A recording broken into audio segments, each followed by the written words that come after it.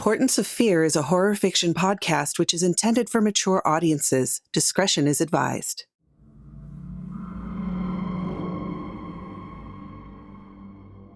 Welcome, Fearlings, to another weird and horrifying tale made just for you. I am your host, Michulhu, and I'll be your guide into the macabre and mysterious. In tonight's story, we learn what happens when fantasy love becomes real-world jealousy in The Other Woman.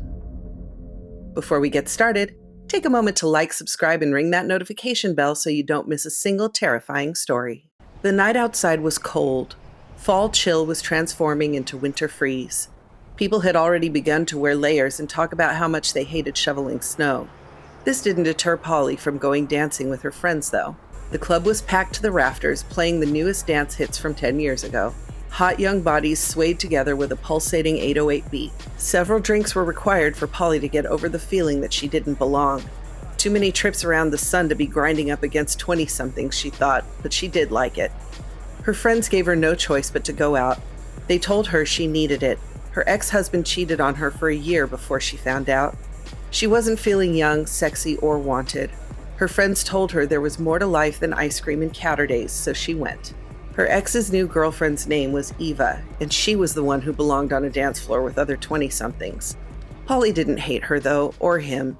She'd stopped loving Bill a long time ago. She just hadn't admitted it to herself.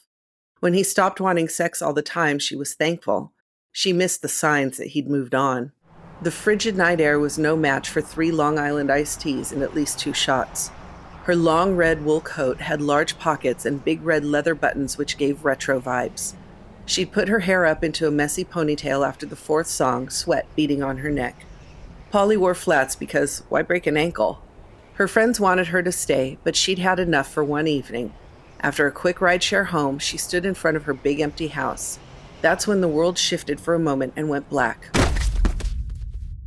Waking up in the hospital is never a good thing, but it's better than never waking up at all. IVs fed Polly saline while a heart monitor dinged in the distant background. Her head felt like it had met the business end of a bat. There were flowers on the table across the room. She pressed the nurse's button. "Miss Garcia, hello. I'm Joel, your nurse. I'm glad to see you're awake. Let me get you some water." Joel was a young, fit Asian man with a big smile. He got a straw and some cold water. "Here, just take a sip," he instructed. The water felt wonderful on her very dry throat. "What happened?" she asked. Her voice sounded like a PSA against smoking. "You fell and hit your head really hard on the sidewalk. You're lucky the driver hadn't left yet, or you might have died.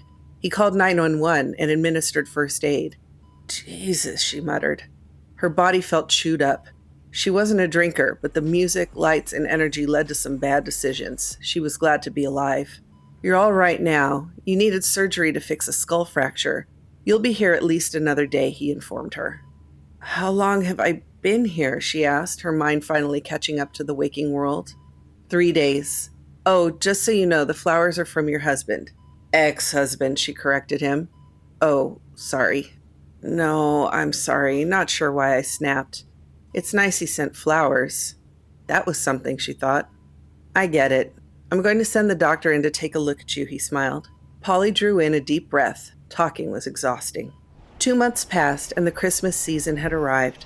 Polly's recovery had been slow, but it gave her an excuse not to go dancing again. She stood outside Vincent's door with a box of chocolates and a thank you card. Tracking down her Good Samaritan driver wasn't easy. She knocked on the moth-painted door with the number 203 on it. It cracked open, and a partial face appeared. "Hello, are you Vincent?" she asked. Yes. What can I do for you?" His uneasiness was evident. I bet he likes ice cream and Saturdays too, she thought. "Sorry to bother you. I'm Polly. You gave me a ride home a while back.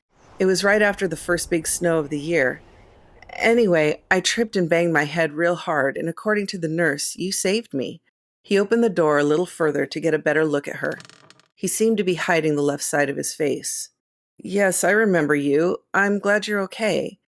"I'm sorry. I should have checked in on you," he said with guilty eyes. "No, you did plenty. I brought this as a thank you, and I was wondering if I could take you out to lunch sometime," she asked. "That's not necessary, but I appreciate the offer. I was happy to help," he replied. "I'm sorry, but I won't take no for an answer. I must take you out." Vincent allowed the door to open wider, revealing his entire face. The harsh hallway apartment lights shined on his flame-scarred features. Polly didn't remember him having the scars that night. Then again, it was 1 a.m. and she was hammered. She winced. "I'm sorry, but I don't like going out to eat. People stare, or worse," he said. The look on her face was one he'd seen more times than he liked to admit. He turned his face to minimize the view. "I understand. I'm sorry. I shouldn't stare either. I tell you what, I'll cook you dinner at my place. Come on, Vincent, let's be friends. You saved me. It's meant to be." She smiled wide, and he couldn't help smiling back. One night out would be okay. Then she would feel the debt was paid and forget about him, he hoped. "I see no is not going to be accepted, so okay. You can cook for me, but I'll bring dessert. Chocolate cake okay?" "Absolutely. Are there any foods you don't like or allergic to?" she inquired. "No. Surprise me," he smiled. He took the box of chocolates. Polly handed over a business card. "My cell number is on the back. Text me and we'll make it a date," she smiled. All right. Thanks for all this. I'll talk to you soon. Goodbye." "Goodbye," she replied. He closed the door and looked around his tiny apartment. It was dark, the blinds were closed, and the only glow came from his computer screen. There was stuff everywhere. His girlfriend sat next to his desk. Her perfect face had an amused look. She seemed nice. "You're her knight in shining armor? How cute." "You'd better watch yourself, Vincent. I don't like to share," she spat. I think she's just being nice, Millie. No need to get jealous." Vincent placed a finger gently on her cheek and looked into her eyes. "You're the only one I love. I'd never leave you." "Good answer, lover boy." Christmas and New Year passed with no call from Vincent. Polly figured he wouldn't reach out after a while, but finally she got a text. He apologized and asked if the invitation was still good. She said of course. She prepared baby back ribs, mashed potatoes, and asparagus. The smell filled the house. She'd missed cooking for people. He brought chocolate cake and a bottle of wine. Polly turned the lights down and lit candles, something he'd requested. She assured him that his scars didn't bother her, but he insisted. Even though she had said a friendly dinner, her low-cut dress, long bare neckline, and done-up hair said it was a date.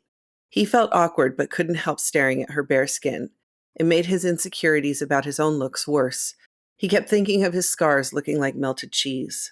"You look very nice tonight, Polly. I feel underdressed." "Thank you, but you're not. I'm overdressed. I hope it's not too much. You don't have a girlfriend at home that's going to be upset?"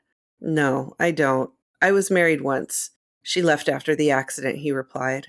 "That's terrible." "I have a son and an ex-husband. Carson, my kid, went to college in Washington, so it's just me and Kraken," Polly said. "Who's Kraken?" "My cat. He's hiding under the bed plotting the end of the world." "Sounds like a cat thing to do," Vincent admitted. He bit into the ribs. They tasted like heaven. The meat came right off the bone. He instinctively covered his face the best he could. "Yeah, he's an evil one." "Kraken is a great name. What's your son like?" Vincent inquired. "Bright, amazing. I love him so much. He's 22 and got a football scholarship to Washington State. He's studying marketing, but really he wants to go pro. I think he can pull it off," she said. "That's great. But you're too young to have a 22-year-old. Were you 10 when you had him?" She blushed and her smile widened. "Thank you, no. I was 18 and in my first year of college. I met my future ex-husband at a party and, well, God, I thought my dad was going to kill me," she said. He noticed a shift in her demeanor. "Sorry, I shouldn't have asked. I didn't mean to pry," Vincent said. No, it's okay. You saved my life, and we are friends now. It's good to talk," she smiled. She noticed him looking at her chest and unconsciously straightened her back to give him a better view. Maybe more than friends crept into her mind? He tried to maintain eye contact, but was failing badly. He'd told Millie it was just a dinner, that's it, but he'd lied about having a girlfriend and was now eye-banging his hostess. "Since we're getting to know each other, can I ask how you got burned?" "Of course. I was working at a chemical plant in upstate New York. There was a fire, and I got caught in it. Between the toxic fumes and the flames, I'm lucky I made it out. I have burns on 60% of my body, mostly my left side. I sued and won, so that's something. Though I'd rather have my body back to normal than the money, to be honest." He took another bite and let out a small moan of satisfaction. "That sounds terrible. I shouldn't ask, but did your, get damaged?" Her eyes slowly dropped down and pointed towards his crotch. My, oh, no, it's fully functional. They both blushed. I'm sorry, I'm not sure why I asked that. Let me save myself by switching the subject. Tell me about driving for a rideshare, she smiled. It gets me out of the apartment. Plus, people can't really see my left side when they get into the car and barely notice me anyway, too busy on their phones. I don't have to work, but I still need to be around people, he said. I get that. It sounds like you've had a rough go of it. It has been. Surgeries, hospital stays. I lost my life, really, except for... He stopped before saying too much. She looked at him with those candlelit hazel eyes. Her skin was satin brown. She smiled. Her lips were plump and painted crimson. Dear God, he had to get out of there. Except for what? She asked with a playful tone. Oh, nothing. I forgot what I was going to say. I'm sorry. I have to go. This has been great. And before she could say anything, he was out the door. What the hell just happened? She wondered. Vincent got home in a hurry. His guilt had a lead foot. She'd made it clear that he could have stayed, and he almost did. Polly weighed on his mind. He brushed his teeth, got undressed, and climbed into bed. Millie lay on her back, eyes open. He thought she had been asleep. He never understood how anyone could sleep on their backs. I thought you said you were going to get home by 9, Millie said coldly. Sorry, but we lost track of time talking. It was nice. Sure, you spent 3 hours talking. You had sex, didn't you? She turned off the lights so she didn't have to see that face of yours, I bet. Why would you say that? Christ, no, we didn't have sex. We just talked, he stated. Stop lying, I can smell it on you, she hissed. No, you can't because it didn't happen, Vincent snapped. You're a liar. Go sleep on the couch, she demanded. This is my bed, you go sleep on the couch. If you don't get out of this bed right now, so help me God, Vincent, her voice trembled. Fine, whatever. Nothing happened, but I'll go sleep on the couch. You're so effing paranoid, you know that? He made a show of it, throwing off his covers, grabbing a blanket, and storming into the living room. How dare she think I would be unfaithful, he wondered as he lay on the couch. But he had lied. He told Polly he was single. Why'd he do that? Millie might be coarse and controlling, but she was also smart and sexy. Plus, she would have sex anytime he wanted. It was like she was made for him. So if Millie was so great, why did he want to be with Polly right then? He wasn't sure. Polly was nice, of course, and cute. Her laugh was sweet, and you could tell she really cared, which made her a good friend. All they were friends. Vincent sat in his feelings. His life without people was easy. It was just him and Millie against the world. But Polly made him think, what if there were more like her? Good people that could look past his weirdness. He was weird and deformed, he knew those facts to be true. But maybe there was a life for him outside his overstuffed apartment. A life Millie would never agree to. Vincent, I'm sorry. Come back to bed, Millie called from the other room. Her voice was sweet with regret. He got up and walked back, blanket under his arm. The apartment carpet felt stiff under his feet. She was lying on the bed, covers off and naked. She always slept naked. Her body was perfect, just the type he'd always dreamed about. What was he doing even thinking of leaving her? He went to her side of the bed and they looked into each other's eyes. You know, I love you. Polly is a friend, nothing more, he assured her. She didn't make a pass? You guys never did anything, Millie pushed? No, we're just friends, I promise. Millie had that look in her eyes. Without saying anything, he took down his underwear and climbed on top of her. They started to kiss, and the night melted away. Polly's work was boring, and she used to like it that way. All day filing papers for lawyers who couldn't find their glasses even when they were wearing them. But that day she felt restless. She wasn't sure why, but she kept thinking about Vincent. She did worry that all her feelings were pity-based. Friends should be more than that, she thought. He wasn't repulsive like he believed. When he ate, it wasn't gross. In fact, he kind of looked cool. She wanted to know more about him. She started texting. Hey, want to go out tonight? We can go to that new movie, Death by Catapult. It's supposed to be really funny, she typed. The small red notice popped up under her text, but he didn't reply. Strange. After an hour, she tried again. I've heard it's really great. It would be good for both of us to get out, maybe grab pizza afterwards. She put a little heart emoji, which she instantly regretted. Again, the text was read. She tapped her foot. She didn't like getting ghosted. Finally, the 3 dots showing that he was typing appeared. Stay away, I have a girlfriend. What the hell, she thought? He told her he was single. Why'd he lie? She was hurt and felt stupid. It was her ex all over again. Why couldn't she meet a man that told the truth? Half an hour later, she was knocking on his door. She knew he was home. He said he only left at night. It was noon. She kept knocking. She wanted answers. Finally, the door opened. "Hey, Polly, what are you doing here?" he asked. "Stay away? I have a girlfriend? You told me you were single. What the hell, Vincent? I thought we were friends." "What are you talking about? I didn't text you." "Then who the hell sent me these?" She pointed at her phone. "I texted you 45 minutes ago about seeing a movie. You can't be saying this wasn't you unless—" She paused. "Unless it was your girlfriend." "Why not just tell me you had a girlfriend?" "I don't know why I didn't tell you. I'm sorry. I am too. I could have met her and she wouldn't have felt threatened. It's complicated, all right? Millie has a jealousy problem, always has. I'm not sure how she got my phone," he admitted. "I can't say I blame her. Trust is a hard thing to build. I want to talk to her now," she stated. He glanced over his shoulder. Millie was sitting next to the computer, her outline silhouetted against the monitor's glow. "I don't think that would be a good idea, Polly. I'm sorry. I don't think we should see each other," he said. "She's in the room with you, isn't she?" "Oh, this is ridiculous. I'm talking to her, Vincent." Polly pushed past him into the dimly lit room. "Please, no, don't." He tried to stop her, but it was too late. She was in his home. The only light was coming from the computer. There were clothes and junk everywhere, and the air was stale. She could see Millie's outline by the computer. She didn't say anything. "Hello, Millie. I'm Polly, a friend, just a friend of Vincent's. He didn't tell me about you. I was hoping we could talk." Silence. "Polly, please, you shouldn't be in here. I'm sorry I lied. I'm not used to being around people," Vincent whined. Polly ignored him. "Millie, I'm sorry. If I had known he was dating you, I would have, of course, asked to meet you right away. I promise nothing is going on between Vincent and I." Silence. "Why won't she respond to me?" she asked him. You need to leave." "Oh, enough," Polly said. She flicked the switch, the lights came on, and she turned to confront Millie face to face. She gasped. "Vincent?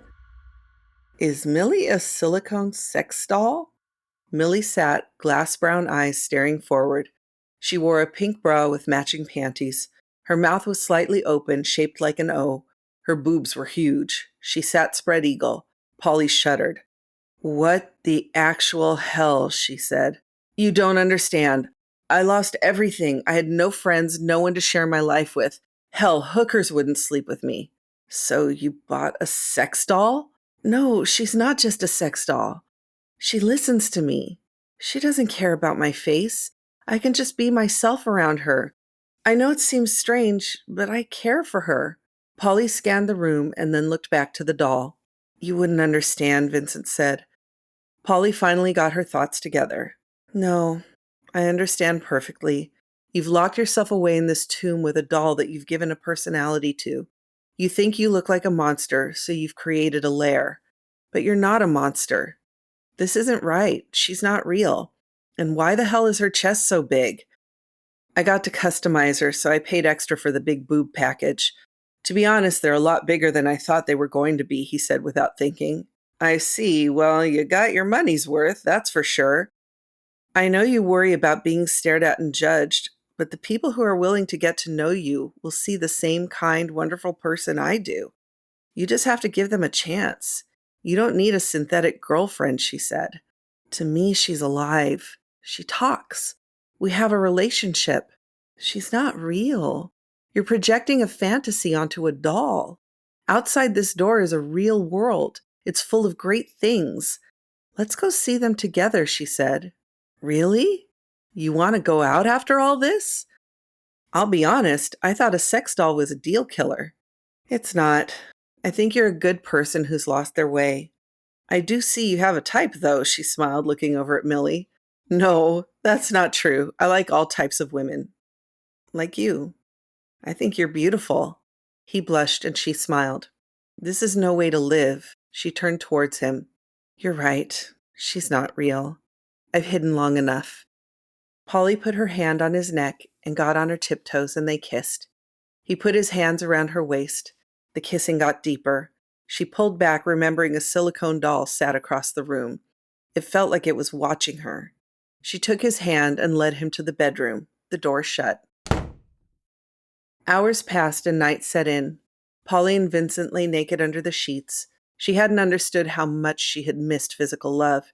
He promised her that he'd get rid of Millie the next day. Then they'd clean the apartment. She fell asleep. In a dream, she could hear something, a gargling. An arm hit, and she woke. She looked to Vincent. He was grabbing at his throat.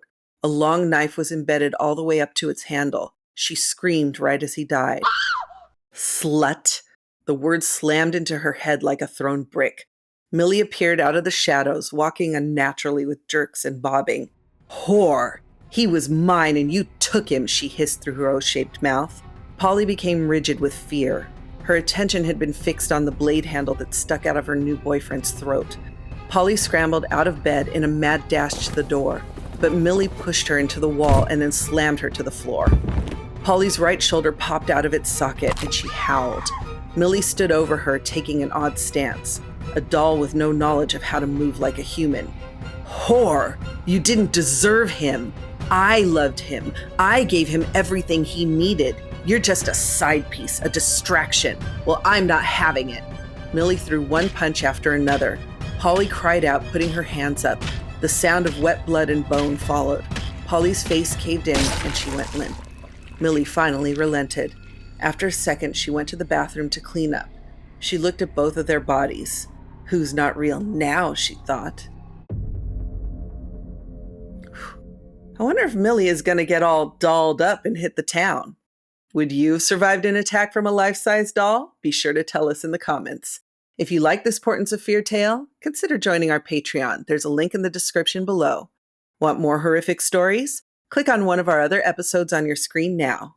Good night, Fearlings. Sleep well, if you can.